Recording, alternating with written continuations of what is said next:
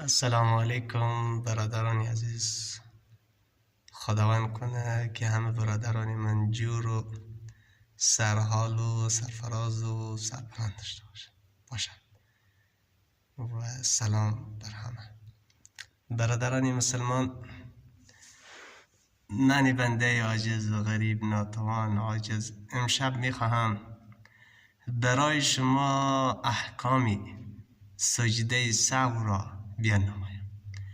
برادران مسلمان، اگر کسی همه واجبات نماز را یا یکی از واجبات نماز را سهوا ترک نمود، سجده سهو واجب می شود. سجده سهو واجب می شود. اگر